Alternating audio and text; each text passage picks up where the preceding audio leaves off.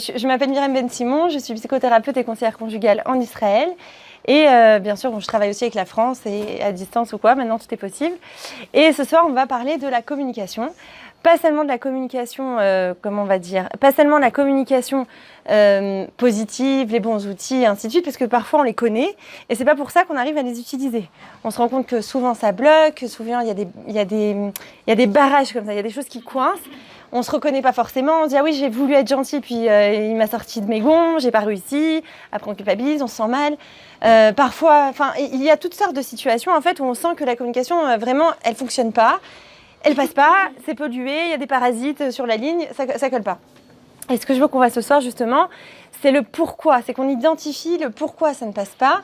Et en fait, on va étudier un petit peu la psychologie, enfin pas profonde, mais en fait ce qu'on appelle, c'est une théorie qu'on appelle l'analyse transactionnelle. D'accord, ça a été fondé en 1960 par un psychologue américain, Eric Berne. Et en fait, il a un petit peu simplifié la communication au niveau de la psychologie, il l'a un peu popularisé et il a rendu ça très simple pour rendre la communication plus simple à comprendre et à acquérir et comprendre un peu les systèmes de fonctionnement de chacun et comment on fonctionne tous, comment on rentre en relation les uns avec les autres pour que justement on puisse avoir des clés et arriver à se comprendre les uns les autres, d'accord ? Parce qu'on sait très bien que la communication, d'abord, elle n'est pas qu'avec les autres, parce que souvent la communication c'est, bah oui, je communique avec l'autre, j'ai besoin d'exprimer, j'ai besoin d'être entendu, ainsi de suite, d'accord ? Mais en réalité, c'est aussi le reflet de ce que je suis moi à l'intérieur. Si moi, à l'intérieur, je ne suis pas claire avec moi-même, je vais avoir beaucoup de mal, en fait, à communiquer. Peut-être on retourne les chaises, vous voulez non. Voilà. Si moi, donc c'est mon intériorité que j'exprime quand je parle, quand je verbalise, voilà. Donc j'ai tout intérêt aussi à me nettoyer de l'intérieur, à comprendre ce qui se passe à l'intérieur de moi. Alors,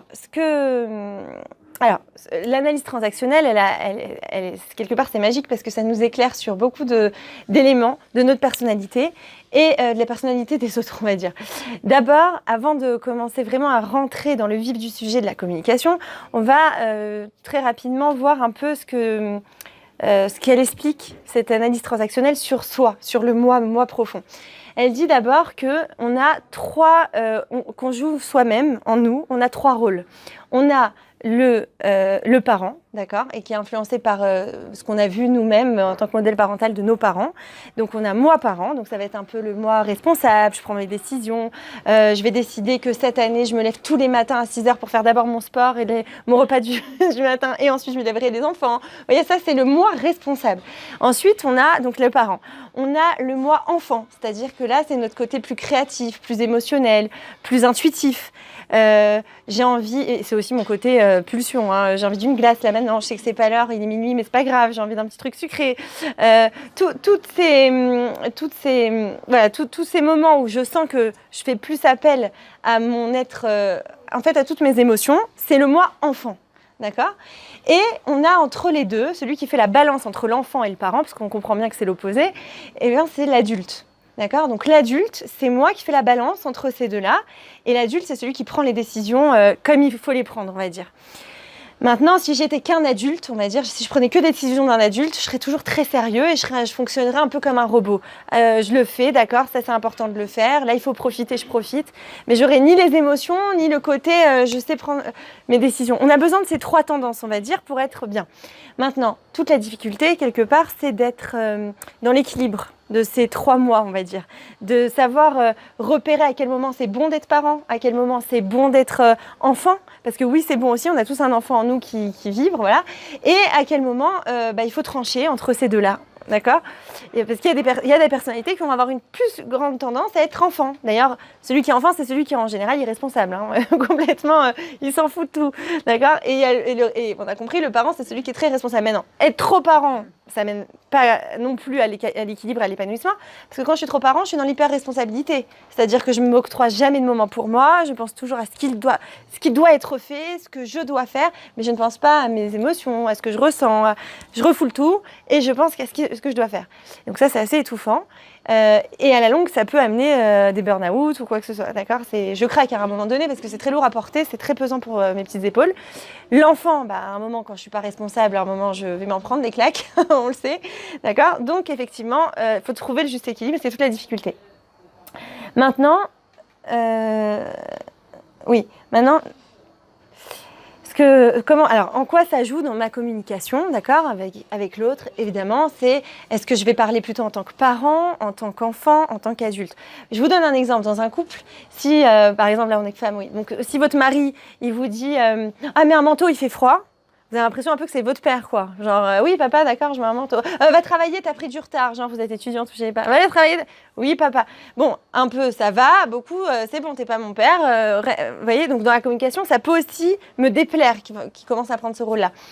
Si, par exemple, il va me dire, mon mari, ah bah viens, on va manger une glace, alors que j'ai une montagne de vaisselle comme ça, on est samedi soir, j'ai eu des invités, c'est la folie à la maison, et là il me dit, allez viens, on va profiter un peu, on va manger une glace. Donc là, c'est le côté enfant qui ressort, d'accord? Alors on y va, et là, le côté parent, on se retourne, on regarde la cuisine, qu'est-ce que je fais? J'y vais pas. Donc ça, c'est le côté, qu'est-ce qui se sent là? C'est le côté, lui, il est en communication, il est en mode enfant. Et moi, qu'est-ce qu'il va répondre? Est-ce que je vais répondre en tant qu'enfant? On va dire avec lui, bon allez, tu sais quoi, on s'en fiche de la vaisselle, viens, on va profiter, on verra plus tard. Ou est-ce que je vais dire, ah non, tu rigoles, il y a trop à faire là, t'es mignon avec tes glaces, c'est bon, tu fais le coup à chaque fois, après je me tape tout le lendemain, non, c'est bon. Donc, je vais pas le sortir, donc là, je suis côté parent. Et donc là, c'est ce qu'on appelle la communication croisée entre le parent et l'enfant. D'accord? Et en fait, ça coince forcément à un moment parce qu'il y en a un, il se sent pas compris. Genre, ah ouais, t'as vu, c'est toujours sur moi que ça retombe. Toute l'intendance de la maison, c'est sur moi. Et lui pense qu'à aller profiter. Et de l'autre côté, si je rentre avec lui en communication enfant, ah bah ça va super bien fonctionner parce qu'on va tous les deux profiter et ainsi de suite. Mais c'est vrai que si tous les deux on est enfants, il y a un moment là, ça va coincer à un autre niveau. Comment? Voilà, c'est ça. Il n'y a personne de responsable, donc personne ne relève le niveau, donc on plonge à un moment donné. Voilà, exactement. Donc après, il faut voir ce qu'on perd et ce qu'on gagne à communiquer de cette façon ou de celle-ci, quoi. Et puis des fois, vaut mieux pas communiquer dans le... on va dire, faut pas rentrer dans le même système pour pouvoir créer quelque chose de plus responsable. Voilà. Mais bon, voilà. Maintenant, ça, c'est encore un sujet de cours, en fait, où on rentre dans encore plus que la communication, plus loin. C'est-à-dire quel rôle je dois avoir et quel rôle mon mari doit avoir pour qu'on s'accorde, mais qu'on soit tous les deux responsables et que je ne sois pas moi dans les responsabilités, par exemple, et lui dans l'inconscience complètement. D'accord? Donc ça, évidemment, ça crée des gros problèmes de couple, mais c'est pas que la communication. Enfin, vous voyez, c'est beaucoup plus profond. Maintenant, comment on évite... Alors, c'est ça. Maintenant, ce que je veux qu'on voit, donc là, vous avez compris l'histoire des parents, tout ça, on va le retrouver dans ce que je vais vous expliquer maintenant. C'est que, en fait, pour créer le lien, en fait, moi, en tant que parent, adulte, enfant, moi, qui suis 3 personnes, moi, avec tous mes rôles à jouer, on a tous besoin, le besoin le plus puissant de l'être humain, c'est le besoin, oui, d'amour, mais de reconnaissance. C'est-à-dire, comment s'exprime cet amour? On a besoin de reconnaissance. On a besoin de sentir qu'on existe dans le regard de l'autre. D'accord? Ça nous rassure, ça nous console, ça nous donne même un sens à notre existence. C'est très, très guérisseur, on va dire, réparateur, régénérant, tous les adjectifs qualificatifs possibles, vous pouvez les mettre. Maintenant, quand je suis en couple ou quand je suis avec ma mère, mon frère, ma sœur, mes enfants, peu importe, j'ai besoin évidemment de cette reconnaissance. Et évidemment, comme c'est des gens proches, là, quand on parle de l'entourage proche, je vais avoir besoin d'encore plus de reconnaissance de leur part à eux je vais avoir besoin peut-être mes collègues de travail ou savoir que je fais bien mon travail ou ainsi de suite. J'en ai besoin aussi, hein, c'est pas que c'est pas important. Mais évidemment que je vais être plus exigeant naturellement envers mes proches, que j'aime plus en fait, qu'envers le monde extérieur, de façon générale. Maintenant, je vais avoir donc besoin de liens. D'accord? Je vais avoir besoin de créer le lien, de sentir l'autre, de rentrer en communication avec l'autre seulement. Moi, en tant qu'être humain, j'ai parfois du mal à montrer ma vulnérabilité, à montrer mon intimité, à me mettre à nu vraiment. C'est-à-dire à dire, voilà, chose simple en plus, mais tu m'as manqué aujourd'hui. Vous n'avez pas remarqué que c'est les gens les plus proches, on a du mal à leur dire. Je sais pas si ça vous le fait, mais mon mari, j'arrive pas à lui dire tu m'as manqué des fois. Non, mais c'est grave. Je sais pas, ça m'énerve, j'ai pas envie. Vous voyez? Pourquoi? Je sais pas. En fait, pourquoi si? Parce que même avec son mari, c'est-à-dire, on se dit, on s'est mariés et ainsi de suite. Mais même là, il faut recréer l'intimité, c'est-à-dire se sentir vraiment en confiance pour arriver à dire des vraies choses qui nous tiennent à cœur. C'est-à-dire que même nous, on se met des barrages, on se met des écrans et on n'arrive pas à se lâcher complètement. Alors on y arrive avant de se marier en général, la période fiançailles, mariage, tout ça, c'est genre le prince charmant et tout ça. Donc là, on se livre, ou genre ce qu'on appelle la période lune de miel, première année, on a des étoiles dans les yeux, on voit tout rose et lui aussi, tout ça. Donc là, on arrive à dire des choses complètement à se mettre à nu, mais qu'avec lui. Vous remarquerez qu'avec notre mère, notre frère, notre sœur, tout ça, on va avoir plus de mal. Non, mais tu peux pas comprendre, là j'ai trouvé l'âme de ma vie, non. Alors que, en fait, pourquoi ? Parce qu'à ce moment-là, on se sent comme... D'ailleurs, à ce moment-là, on se sent très bien, on est sur un nuage. Pourquoi ? Parce qu'on est vraiment, comment on va dire, en capacité de se lâcher. C'est-à-dire, on est complètement dans le lâcher-prise et on se dit non, mais lui, je peux lui faire confiance. Ça y est, je peux lui faire confiance. Et finalement, quand on vit ensemble et qu'on partage tout ensemble, les enfants, le quotidien qui n'est pas toujours sympathique, là, on a plus de mal parce qu'on va rentrer vraiment dans le vif du sujet, dans la vie réelle. Et la réalité, elle n'est pas toujours simple. Et là, on va se confronter et finalement, les dilemmes que j'ai avec ma mère ou les petites disputes qu'on avait des fois, je vais les retrouver avec mon mari. Je vais me dire, ça alors, je pensais pas qu'avec lui, j'aurais ça. Pourquoi ? Parce qu'en fait, il va se recréer des barrages dans ma communication. Je vais pas savoir d'où ça vient. Et en fait, je me suis rebarricadée. Vous voyez ce que je veux dire ? Je me suis renfermée dans ma coquille, moi-même, et j'arrive plus forcément à faire confiance à l'autre facilement. D'accord ? Donc, ça coince là encore. Et oui, et du coup, donc mon but en réalité, c'est de créer un lien. Comme on le disait tout à l'heure, on a tous besoin de reconnaissance, on a tous besoin d'amour. Mais le problème, c'est que on manque comme ça de confiance avec l'autre. Donc on n'arrive pas à se sentir en confiance. Donc qu'est-ce qu'on va faire ? On est un peu dans une impasse là. D'un côté, on veut le lien, on veut ressentir de l'amour, on veut de la reconnaissance, mais de l'autre côté, on ne veut pas se livrer. On ne veut pas se tremper, on ne veut pas se mouiller, on ne veut pas prendre de risques, on ne veut pas commencer à dire, on ne veut pas parler forcément de nos sentiments. C'est parfois difficile de dire nos sentiments profonds. Donc qu'est-ce qu'on va créer ? On va faire ce qu'on appelle les jeux, on va créer des jeux psychologiques. Qu'est-ce que c'est les jeux psychologiques ? C'est des jeux où justement...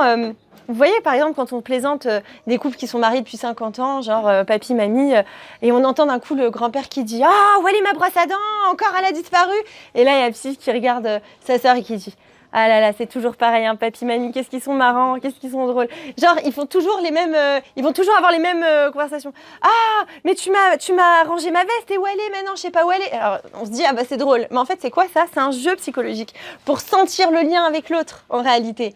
C'est comme des habitudes, d'accord, qui se sont installées, on est bien ancré dedans, mais en fait, ça nous fait sentir qu'on est en lien avec l'autre. Tout bête que ça puisse paraître, je sens que par là, j'existe un petit peu pour l'autre, en fait. Il y a un lien qui se crée. C'est comme si on avait quelque chose à se dire à ce moment-là.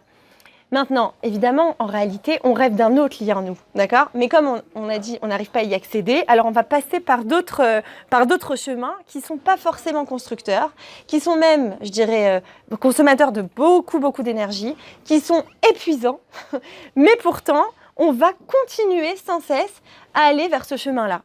Et pourquoi ? Encore une fois, parce que quelque part, ça nous permet de créer le lien, de se sentir en communication. Mais en fait, c'est une communication factice. Hein. Mais on est en lien avec l'autre. C'est ce qui nous permet de dire c'est bien mon mari, c'est bien ma femme, c'est bien mes enfants, c'est bien tout ça. Alors, on va rentrer encore plus dans le vif du sujet. Tout ça, c'est des introductions pour arriver là où je vais arriver. Mais en fait, donc, c'est quoi ces jeux psychologiques ? Vous allez comprendre. En fait, il y a un psychologue qui s'appelle Stephen Karpman. Et lui, c'est en 68 qu'il a créé cette comment on pourrait dire, cette théorie, cette façon de penser. Qu'il a établi un système de fonctionnement, d'accord, qu'il a schématisé un système de fonctionnement qu'on appelle le triangle dramatique. Donc en fait, c'est un jeu de rôle entre deux personnes, mais en fait, c'est 3 rôles qu'on va tous les deux jouer. Et c'est ces 3 rôles sont la victime, le persécuteur et le sauveur. Parce qu'une victime, alors la victime c'est la personnage principal, la victime va attirer à elle un persécuteur et elle va attirer aussi à elle un sauveur, d'accord ? Maintenant, ce triangle, il faut comprendre, c'est un système de fonctionnement, on est tous les deux imbriqués dedans souvent, on va voir des exemples, mais on est tous les deux dedans. Et en fait, on sent, quand on est dans ce triangle, que oui, on est en communication avec l'autre. Mais en fait, c'est pas une communication qui m'apporte vraiment. C'est pas une communication qui me nourrit. La vraie communication, quand on est dans l'intimité émotionnelle, on se nourrit l'un l'autre, on se comprend, on est dans l'empathie, on sent qu'il y a quelque chose qui passe. On sent que ça m'apaise, je sors de cette discussion, de ce lien avec l'autre. Je suis bien, je suis régénérée. Là, pas du tout. C'est-à-dire que là, je me sens, comment? Je me sens épuisée, vidée. J'imagine que ça vous arrive à toutes. Quand vous êtes en discussion avec quelqu'un et vous sortez là, vous n'avez qu'une envie, c'est d'aller dormir. Et là, vous êtes tellement nerveux que vous n'arrivez même pas à dormir, même si vous essayez. Pourquoi? Parce que justement, on crée souvent comment on dit, ce système de fonctionnement. Alors, comment? C'est qui la victime en fait? Comment elle se définit? C'est une personne qui a souvent une faible estime d'elle-même et qui se sent inférieure, donc. Et elle va rechercher un persécuteur pour dire, bah tu vois, ma vie elle est dure, mais c'est pas pour rien. Regarde, le mari que j'ai ou la mère que j'ai, peu importe qui est ce persécuteur, hein, ce bourreau-là. Mais il lui faut un bourreau. Mon patron, ma fille, peu importe. Il va falloir toujours un bourreau. Et moi, pourquoi j'ai choisi ce rôle de victime? Parce que de cette façon, j'ai de l'attention. Comme ça, on s'occupe de moi. Comme ça, on a de la peine pour moi. Donc, j'existe pour quelqu'un. C'est en fait sa façon d'acquérir la reconnaissance tant recherchée. Évidemment, c'est pas de la reconnaissance comme on veut l'avoir. Parce que la vraie reconnaissance, elle va se nourrir d'admiration, de vrai amour, de sincérité. Oui. Avec positif. Voilà. Tandis que la victimisation, quand quelqu'un se victimise, on va vraiment avoir de la peine. Mais après, c'est de la pitié. Et c'est pas beau. Enfin, personne n'a envie de recevoir la pitié de quelqu'un. C'est pas digne, on va dire. Et c'est rabaissant même. Mais la victime, elle ne le voit pas comme ça parce que du moment qu'elle a un peu d'amour, elle se dit qu'en fait, elle ne mérite que ça. Elle ne mérite que ce peu d'amour-là. Et puisque elle a elle est moins que les autres, et ben puisqu'elle est moins que les autres, et ben c'est bien déjà d'avoir ça. Donc c'est tout ce qu'elle peut avoir. Donc elle va se dire, moi la vie est dure. C'est souvent quelqu'un qui va forcément se plaindre beaucoup, qui va pleurer beaucoup, qui va voir tout négatif aussi. Mais attention, la victime, elle va attirer, comme on a dit tout à l'heure, un sauveur. Donc un sauveur, c'est quelqu'un par définition qui sauve, d'accord? Mais elle veut pas être sauvée au fond. Elle veut pas être sauvée parce qu'elle veut rester dans sa position de victime pour recevoir encore son attention. Et si elle sortait de sa position de victime, elle se dit mais je pourrais pas parce que j'aurais plus mon attention et je suis pas assez forte pour vivre cette vie sans attention, d'accord? Pour en fait prendre la responsabilité de ma vie. Donc je la remets sur les autres. Et il faut savoir que la victime en général, elle énerve. Au bout d'un moment, quelqu'un qui s'apitoie sans arrêt sur son sort, ça irrite comme ça met les nerfs, on se sent sous tension, on en a marre parce je sais pas si vous avez quelqu'un qui se victimise dans votre entourage, mais c'est vrai qu'on essaie en général de souvent trouver des solutions. Ah bah t'as pas trouvé de travail, attends tu sais j'ai entendu dire que là-bas ils cherchent, tu veux que je te trouve, tu cherches un chidour, mais attends moi je te connais une super chatranite, mais tu sais j'ai vu un jeune garçon, tu veux, enfin bref on va trouver toutes les solutions possibles et l'autre elle va dire non mais j'ai déjà essayé, mais tu sais pas le travail, mais j'ai essayé 10 fois, mais je suis surdiplômée, ça ne marche pas, on me veut pas, c'est moi. Bref, tout ce que vous allez lui proposer, ça va tomber à l'eau. Donc c'est épuisant parce que vous essayez de donner, vous partez d'un bon sentiment et là la personne elle vous rejette elle rejette sans arrêt vos solutions. Donc vous avez plus de force. Alors le persécuteur, lui, c'est complètement une autre personnalité. Lui, c'est quelqu'un qui donne des ordres et qui provoque la rancune, c'est-à-dire que lui, il se considère, entre guillemets, comme au-dessus, bien qu'en fait, il a besoin de rabaisser les autres pour se sentir exister. D'accord? Lui aussi, il a besoin de reconnaissance, mais comment il va se l'acquérir, cette reconnaissance, lui, en rabaissant les autres. Donc effectivement, le persécuteur et la victime s'entendent très bien, s'entendent très bien. Ils vont se disputer souvent. Nous, d'extérieur, on va se dire, ah là là, mais quel couple malheureux, si c'est un mari et une femme. Quel couple malheureux, la pauvre est toujours en train de pleurer, et lui est toujours en train de crier sur elle, la pauvre. Mais en fait, tous les deux nourrissent leur système de fonctionnement et finalement trouvent un bénéfice à vivre cette relation-là. Bien qu'ils ont l'air peut-être malheureux, mais en fait, ils ne le sont pas tant que ça. Enfin, c'est leur conditionnement, en fait. Voyez. Donc, ils génèrent eux-mêmes ils entretiennent ce système de fonctionnement. Le persécuteur, en fait, lui, c'est souvent quelqu'un qui a vécu dans son enfance des choses compliquées ou que lui-même, son père, par exemple, ou sa mère étaient persécuteurs avec lui, ou persécutrice, et du coup, il a énormément d'agressivité en lui. Donc, pour la décharger, pour l'évacuer, il va la mettre sur quelqu'un. Il a besoin de quelqu'un sur qui décharger son fardeau. La victime, c'est la personne adéquate, puisqu'elle se considère comme inférieure. Donc, il rejette son paquet sur elle, et ensuite, lui, il se sent pour une heure libéré. Le lendemain, ça recommence. Mais au moins, il a pu décharger, il a pu vider son sac. En fait, la frustration, la rage, la rancune, tout ça, il va le générer chez l'autre. Mais lui, c'est ce qu'il ressent à la base. Donc, quand il le vomit, il le rejette sur l'autre, il s'est un peu libéré de ce qu'il ressent lui. D'accord ? Et en fait, évidemment, entre un persécuteur et une victime, on ressort de ça. On ressent ce qu'on appelle les sentiments raquettes en analyse transactionnelle, c'est-à-dire les sentiments parasites, c'est-à-dire la culpabilité, la frustration, le dégoût, la solitude, l'incompréhension, enfin tout plein de sentiments et d'émotions négatives. Maintenant, le sauveur, lui, en fait, il faut comprendre que ces trois personnages, ces trois rôles, ces trois personnes de toute façon qui ont une faible estime d'elles-mêmes. Même le sauveur, on pourrait se dire, mais le sauveur, c'est le beau rôle, il arrive avec sa cape, il arrive, je te trouve les solutions, je suis là pour toi, quel est ton problème, je suis là. Mais en fait, non. Le sauveur, quand il est dans ce système de fonctionnement, quand il rentre dans ce triangle et qu'il voit deux personnes, la victime qui est en train de pleurer, le persécuteur qui est en train de crier, qu'est-ce qu'il fait? Il vole au secours de la victime. Donc la victime, d'abord, il la conforte dans son rôle de ne pas prendre sa vie en main. Et deuxième chose, lui, c'est nourriture à son ego, puisque j'ai sauvé quelqu'un, je me sens bien. Sans moi, le monde ne tiendrait pas. D'accord? Donc, je me sens exister, je me sens encore reconnue. C'est encore cette fameuse reconnaissance qu'on recherche à travers ce rôle-là, mais en ayant le bon rôle. On est très utile, on est très agréable, on cherche toujours à faire plaisir. Donc, c'est très valorisant, en fait, en fin de compte. C'est très valorisant. Mais en fait, ça crée la passivité par l'assistanat chez l'autre. C'est-à-dire que quand j'ai quelqu'un qui me fait tout à ma place, je ne peux pas me développer. Parce que ma confiance en moi vient du fait que je m'essaye, que j'ai des défis à relever, qu'au début j'ai un peu peur, et puis après j'ai pas le choix, je me lance, et quand je me lance, je me dis tiens, j'ai été capable, c'est merveilleux. Et là, je me dis bon, bah alors si j'étais capable de ça, je suis capable d'autre chose. Et là, je commence à prendre de plus en plus confiance en moi, et je rentre dans un cercle vertueux. Mais s'il y a quelqu'un qui arrive et qui, hop, il me fait tout à ma place. Ah, ça tu sais pas faire, mais c'est pas grave. Moi, il me prend juste au moment où j'ai un petit peu peur de me lancer. Il arrive, il me le fait à ma place. Bon, bah, d'accord, alors, en fait, d'accord, bah, merci beaucoup, hein, merci. Mais le jour d'après, quand il y a autre chose à faire, bah, non, maintenant, je sais plus de quoi je suis capable, je suis pas capable, en fait, donc je vais laisser l'autre le faire. Donc, je suis plus autonome. Donc, c'est très embêtant, c'est très handicapant même, je dirais, d'accord? Quand on a une personnalité sauveur, on va dire, dans notre entourage, on peut se dire, ah, quelle chance, par exemple, mari et femme, une femme qui pourrait dire, ah, moi je travaille, c'est dur, ah là là, elle a de la chance, son mari, il assume tout, il fait tout, et ainsi de suite. Bon, ok, mais si en réalité, on creuse et qu'on voit que cette femme, non, elle voulait travailler, mais le mari dit, non, c'est bon, on reste à la maison, je m'occupe de tout, la parnassa, on en a, Béchéfa, t'as rien besoin de faire. Hein. On peut dire, ah, c'est la chance et tout, mais en fait, peut-être qu'elle souffre parce qu'elle aurait voulu s'essayer, elle aurait voulu plus se connaître, elle aurait voulu faire ce qu'elle aime, et puis elle peut pas. Et du coup, elle se sent incapable de le faire. Et si un jour on lui dit, bah vas-y, lance-toi, fais. Ah non, je sais pas si je peux. Non, pourquoi? Parce qu'on lui a coupé l'herbe sous le pied, si vous voulez. D'accord? Donc c'est pas, c'est-à-dire, quand on voit une personnalité de sauveur, on se dit, c'est merveilleux d'être avec quelqu'un comme ça, mais en fait, c'est un revers de médaille assez lourd à porter. Alors, ce qu'il faut comprendre dans ces trois rôles-là, dans ce triangle dramatique, ce sont trois rôles de trois personnages, en fait, qui sont dans la méconnaissance d'elles-mêmes. C'est-à-dire qu'elles n'ont pas conscience qu'elles sont dans ces rôles-là. Elles n'ont pas conscience de leur valeur, finalement. Et si vraiment on a conscience de notre valeur, on n'arrive même pas à rentrer... Enfin, on rentre même pas dans ce triangle-là, si vous voulez, d'accord?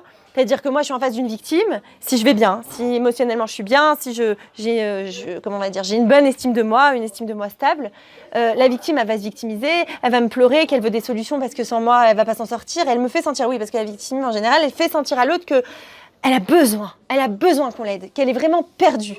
Mais moi, si je vais bien, je vais pas chercher à la sauver. Je vais essayer de l'aider ou de l'empathie, mais je vais pas tomber avec elle. Vous voyez, je vais pas me dire, oh, il faut que je te trouve une solution, sinon ça va pas aller. Ou je vais pas tomber dans la persécution, je vais la persécuter. Vous voyez, non, je rentre pas, je reste à ma place. Je comprends, c'est difficile pour toi. Bah écoute, tu me diras ce que je peux faire pour t'aider. Je cadre la demande, mais je suis pas là en train de voler à son secours sans même qu'elle ait vraiment formulé sa demande. Vous voyez la différence? Maintenant. Donc vous voyez aussi je vais vous donner un exemple très clair, mais vous voyez ce système de fonctionnement de victime, persécuteur et bourreau, ça bloque la communication. Ça empêche la communication véritable d'arriver, parce qu'en fait on se lance toujours une balle de ping-pong les uns les autres, mais on n'est pas dans une communication réelle. Et je vais vous donner pour cela, pour que vous compreniez bien un exemple de couple, en fait, où ils sont à table, de la vie quotidienne, on va dire, comment ils se parlent, pour un peu voir si, d'abord, si vous pouvez reconnaître un des rôles, parce que sans qu'on le sache, on utilise tous plus ou moins finalement ce rôle-là.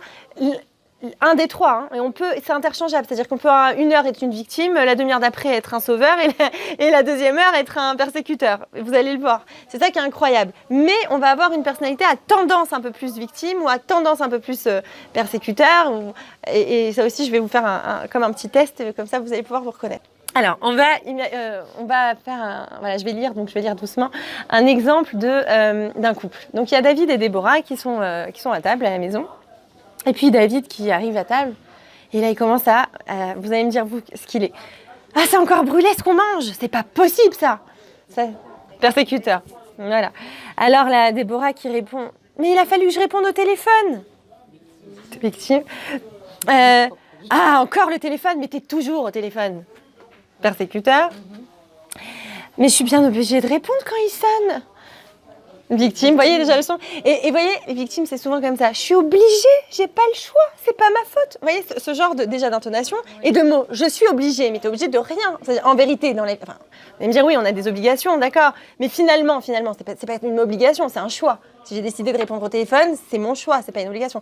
Ben, la personne qui va se victimiser, vous observerez, elle est tout le temps en train de dire, je suis obligée. Voilà, je subis ma vie en fait. J'ai rien choisi. Tout m'est tombé dessus, mais moi j'ai rien choisi. Vous voyez ? Donc c'est vraiment infantile et comme on disait tout à l'heure, comme je disais tout à l'heure dans les 3 mois, vous me suivez, avec le enfant, parent, adulte, enfant, mais en fait la victime c'est quelqu'un qui s'infantilise énormément.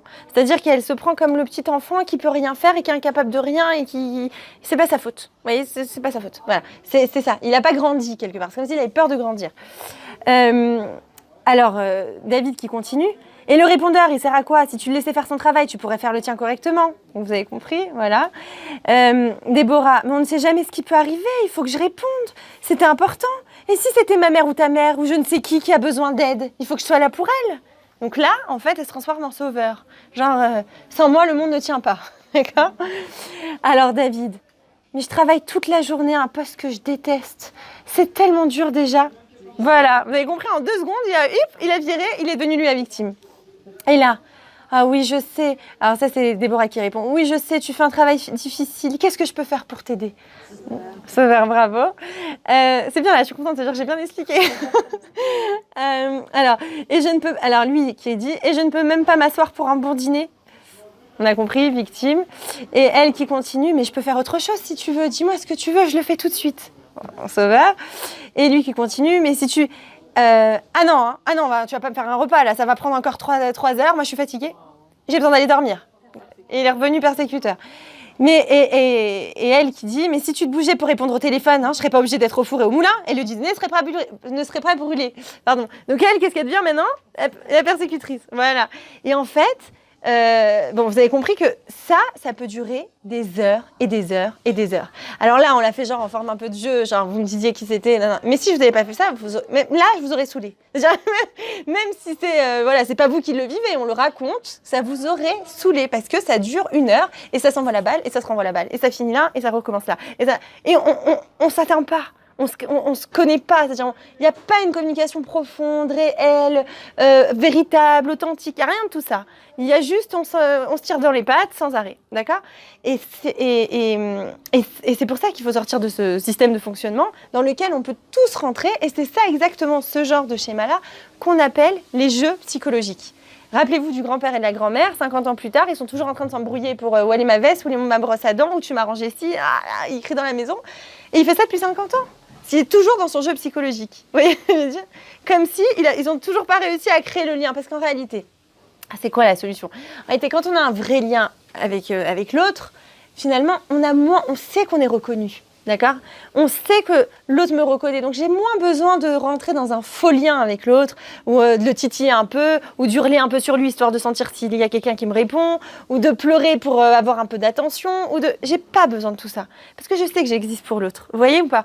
Et c'est ça qui manque en fait à ces 3 personnages-là, ces 3 personnages qui n'ont pas conscience de leurs valeurs, qui n'ont pas conscience de ce qu'ils représentent pour l'autre. Donc ils vont chercher tous les moyens possibles pour exister en fait, voilà, pour exister pour l'autre.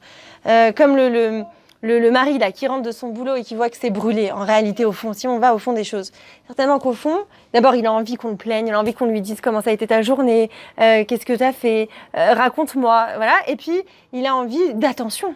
Donc quand il voit son repas brûlé, peut-être qu'il se dit « Ah ben, elle me reconnaît pas là. Ah ben, elle n'a pas fait attention à moi. Elle a préféré aller au téléphone, répondre à sa mère ou quoi, et pas... Elle n'était pas focalisée sur moi, parce qu'on sait pourquoi on passe tellement de temps dans la cuisine en réalité, parce que la cuisine, c'est de l'amour. C'est notre façon de donner de l'amour.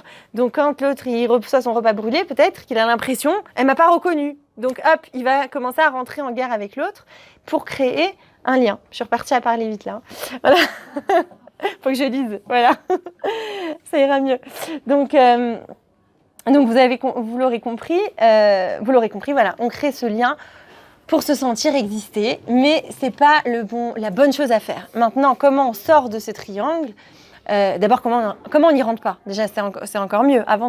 Si on tombe dedans, on va voir comment on fait. Mais déjà, avant de tomber dedans, il faut déjà avoir conscience. Maintenant que vous avez écouté ça, je pense que vous allez tout de suite repérer, identifier, faire attention. Ah là, j'ai parlé comme une victime. Ah là, il a parlé comme un persécuteur. Ah là, moi, je suis trop... Voilà, vous voyez?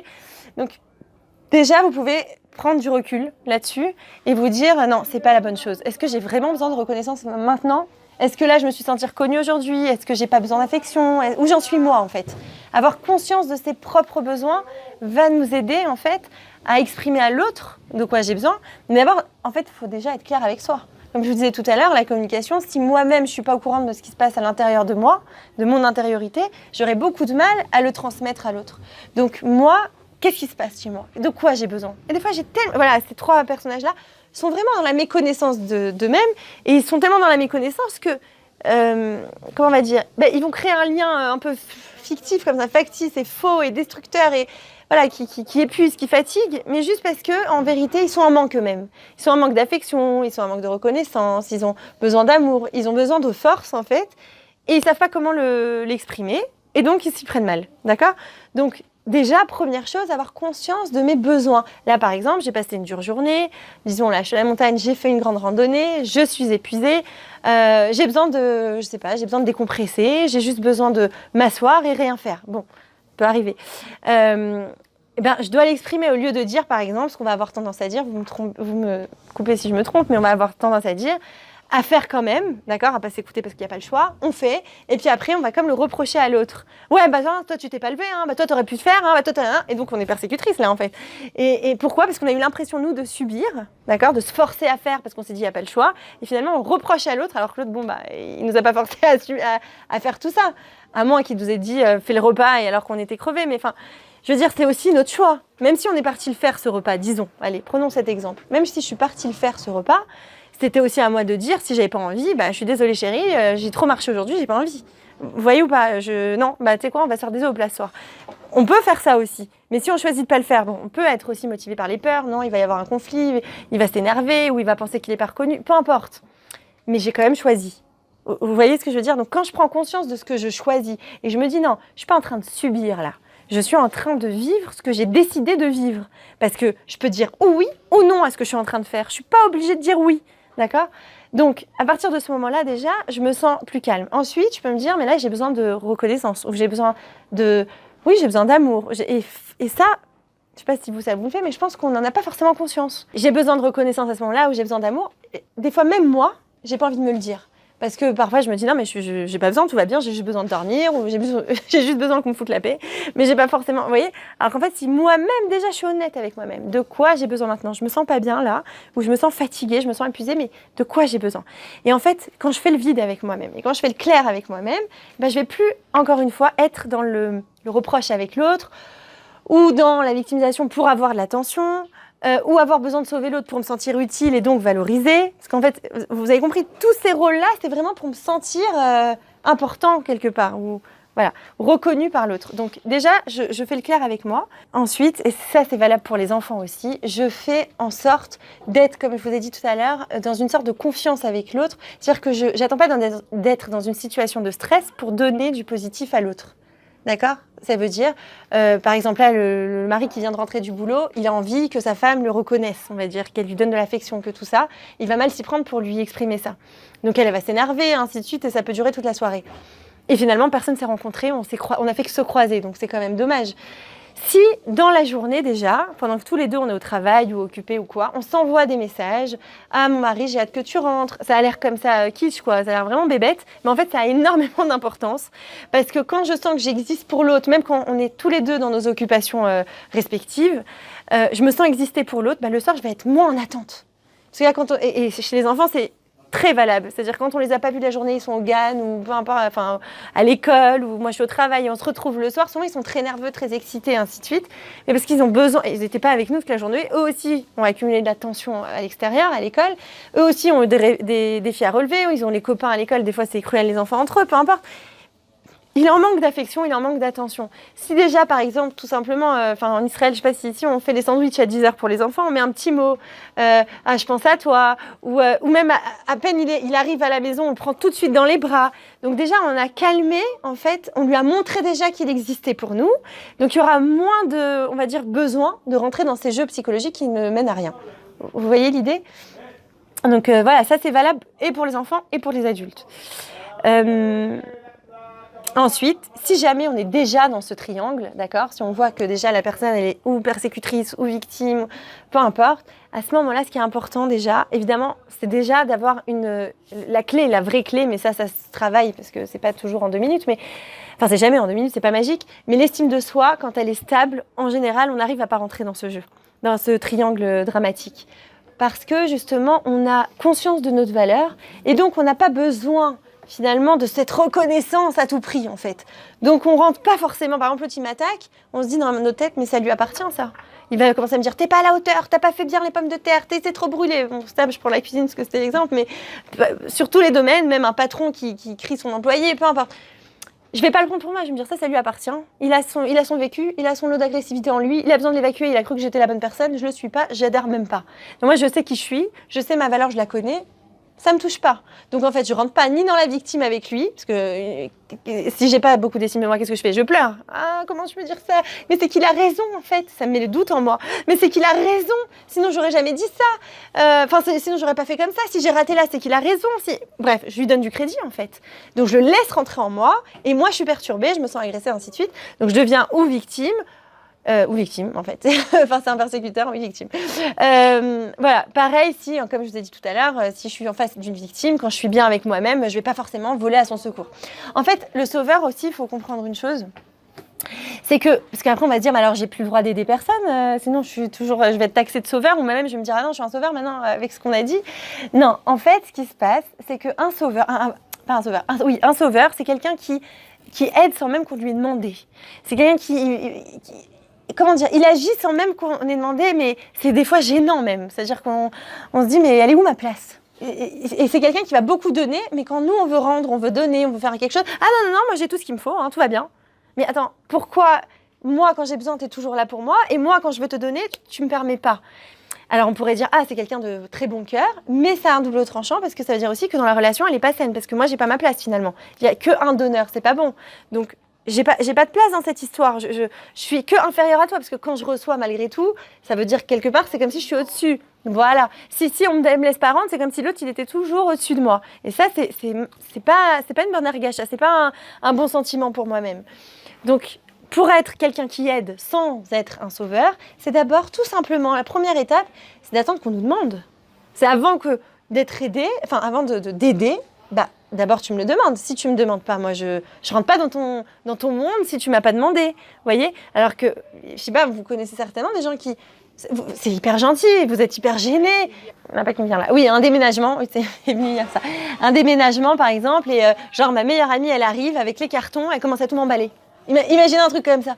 Je dis, alors d'abord, on est très gênés parce qu'on dit, elle est hyper gentille. Moi, si elle déménage demain, je sais pas si je serais capable de faire la même chose, quoi. Elle a 5 enfants, qu'est-ce qui lui prend ? Non, mais ma chérie, avec plaisir, tu sais pas, ça me perturbait de te voir comme ça. Je suis là pour toi, mais non, on se connaît depuis qu'on a 10 ans, mais tu rigoles, mais non, mais... Et nous, en fait, vous voyez ce sentiment, on se sent hyper gêné, hyper mal à l'aise. On se dit, mais je sais pas, ça se fait pas, quoi. C'est même pire que ça, c'est-à-dire on se dit, mais moi, je sais pas si j'aurais été capable de faire la même chose pour elle. Donc en plus, on se voit comme une mauvaise personne. Si elle est vraiment gentille, et moi, je suis vraiment pas gentille. Vous voyez ? Alors que... Et c'est-à-dire se sentir soi-même capable. Et en fait, si par exemple, ma meilleure amie, je l'appelle et je lui dis, tu pourras me filer un petit coup de main, je suis un peu débordée, j'ai plein de cartons, si tu as 5 minutes, je veux bien que tu viennes. Et que là, elle dit, avec plaisir, je viens. C'est différent. C'est moi qui lui ai demandé. Mais si elle vient d'elle-même, sans que j'ai rien demandé, et qu'elle se met à en faire des tonnes, quoi. C'est-à-dire, si elle vient, elle tape à ma porte, elle me dit, ça va, j'ai pensé que tu avais besoin d'aide parce que je sais que tu déménages demain. Bon, là, c'est autre chose. C'est-à-dire, j'ai pensé que c'est... Mais l'autre, elle arrive, elle prend la porte, elle prend les cartons, elle commence à tout déballer, elle me laisse rien faire. Enfin, Kilou, c'est elle la contrôlante, quoi. C'est elle qui fait plus que moi-même. Je me dis, je me sens un peu même envahie, en fait. Donc, c'est ça. Donc, la personne qui veut vraiment aider et qui n'est pas dans le côté sauveur, pardon, c'est une personne qui, justement, cadre un peu son aide. C'est-à-dire qu'elle va attendre qu'on lui demande, quelque part, ou alors elle va, bon, si elle sait que la personne est un peu gênée, voilà, elle va proposer gentiment, mais si tu me dis non, d'accord, je ne m'impose pas à toi. Et puis elle va se limiter, c'est-à-dire qu'elle va dire par exemple, bon, je reste jusqu'à 23h avec toi, on fait les cartons, après je dois rentrer, demain j'ai l'école, demain il y a les enfants, je dois les accompagner, peu importe. Mais elle va pas dire, je suis là pour toi jusqu'à 8h du matin, c'est pas grave, le sauveur quoi.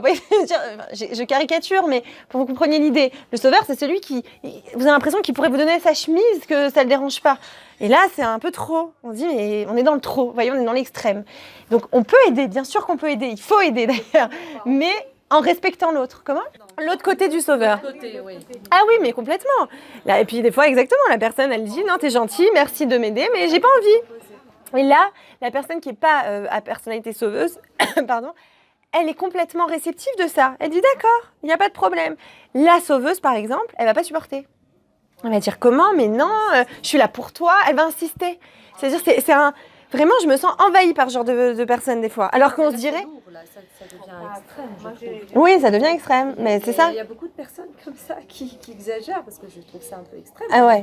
Bon, là, je caricature, hein, mais il y en a quand même. Ouais, il y en a qui... ou qui vont tout simplement attirer, peut-être que vous ne les rencontrez pas souvent, non, les sauveurs souvent attirent, comme je vous ai dit, les gens qui se victimisent, mais souvent les personnes qui sont en grosse difficulté.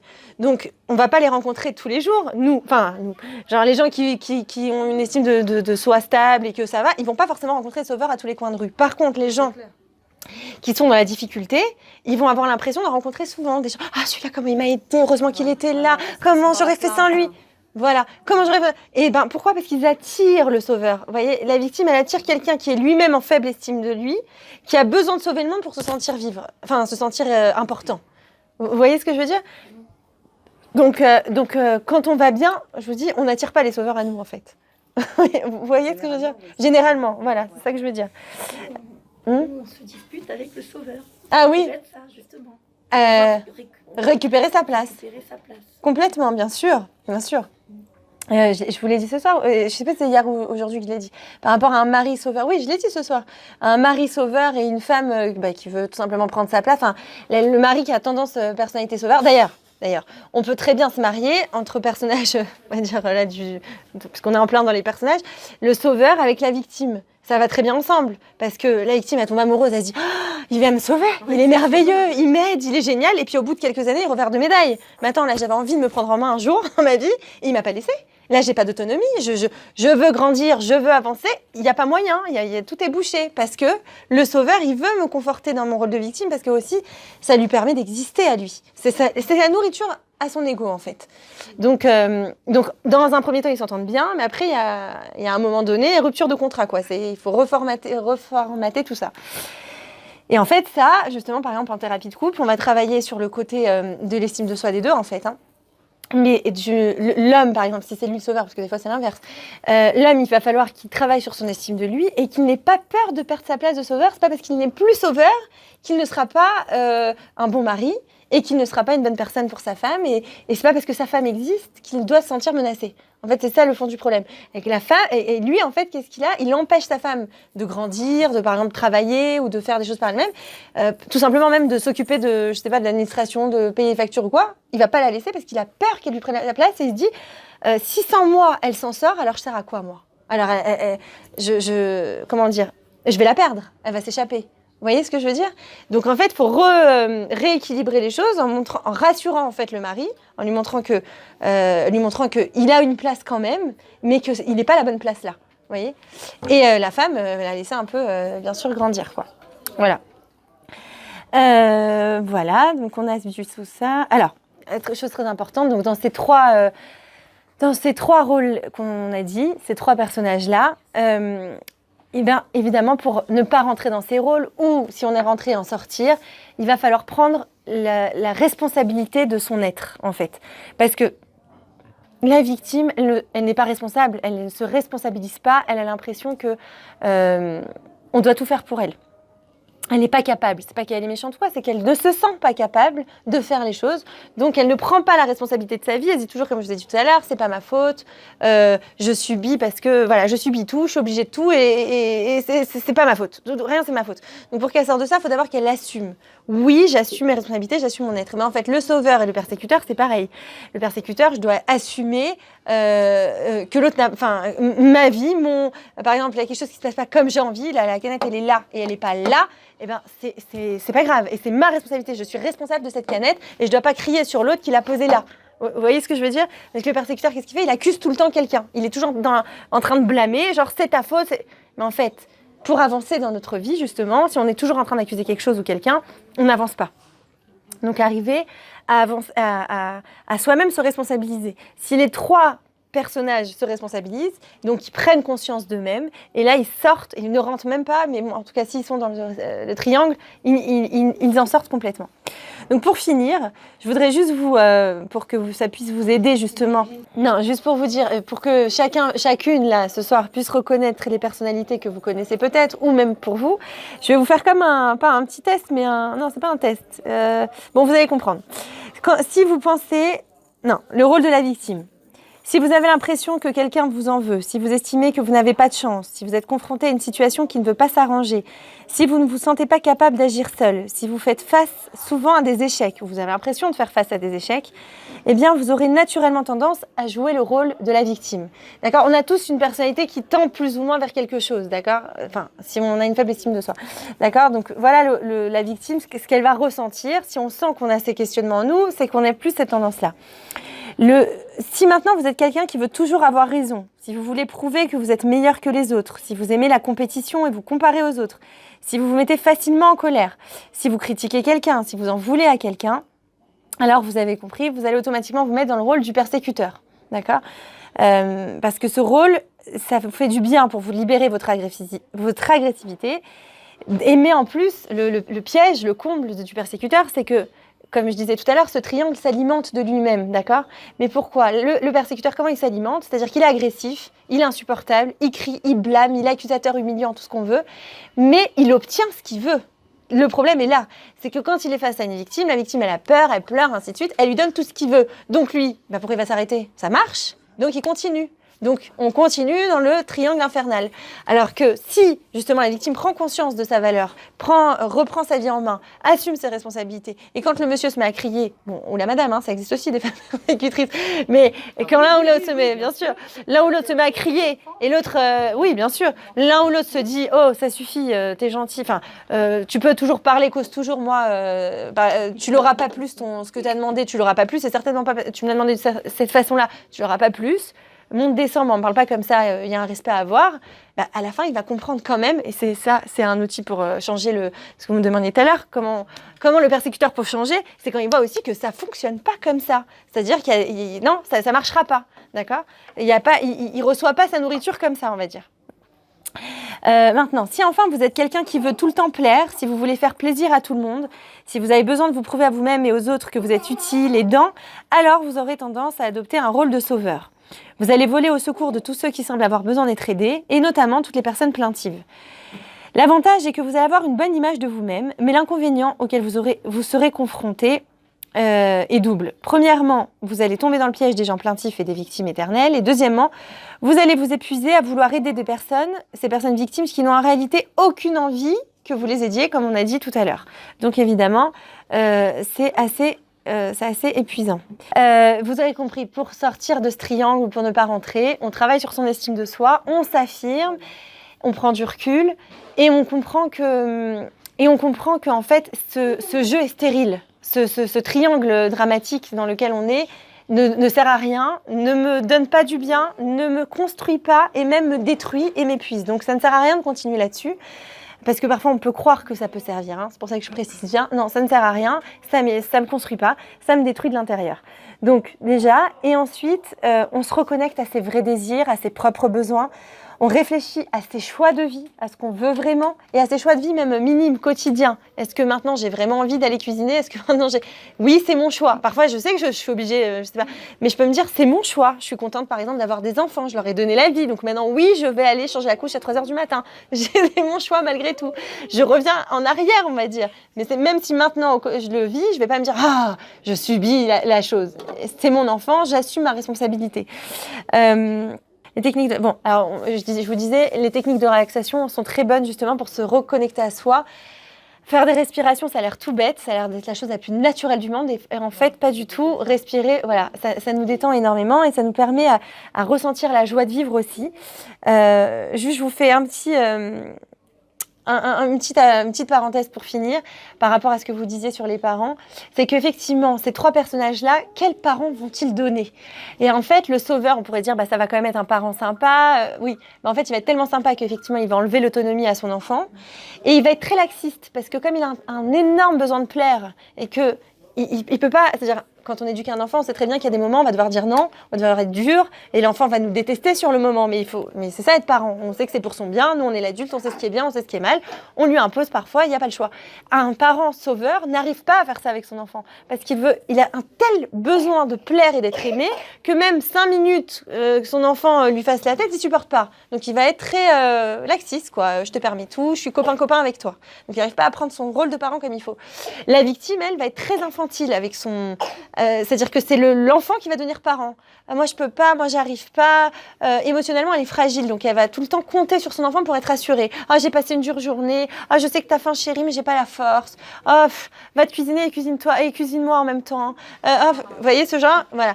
Ça, c'est un parent victime qui finalement rend son enfant parent, souvent, qui tombe dans l'hyper-responsabilité, puisque très jeune, il a dû être parent, en fait. On peut être un peu de tout. On peut être un peu de tout, oui. Bien sûr, oui, on l'a vu. Il sera sur le blog, vous pourrez... Non, il n'y a pas de souci, mais on l'a vu qu'on change.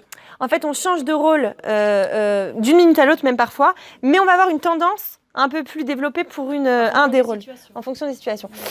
Pas de problème. Et troisième chose... Ah oui, et le parent persécuteur, on l'a compris, il est très, très néfaste pour l'enfant parce qu'il va être tout le temps en train de blâmer, humilier, critiquer. Et ça va donner un parent tyran et un enfant qui va souvent avoir une très faible estime de lui parce que il se sent jamais à la hauteur. Tout ce qu'il fait, son parent n'est jamais satisfait. Avec un parent persécuteur. Voilà, ça c'était parce qu'on a parlé un peu d'éducation, tout ça. Donc voilà, c'était pour vous. J'espère que ce cours vous aura plu et vous aidera, enfin peut-être à voir un peu plus clairement les schémas et peut-être à en sortir si jamais vous êtes dedans, Bezrat Hachem. Voilà, ça vous apporte.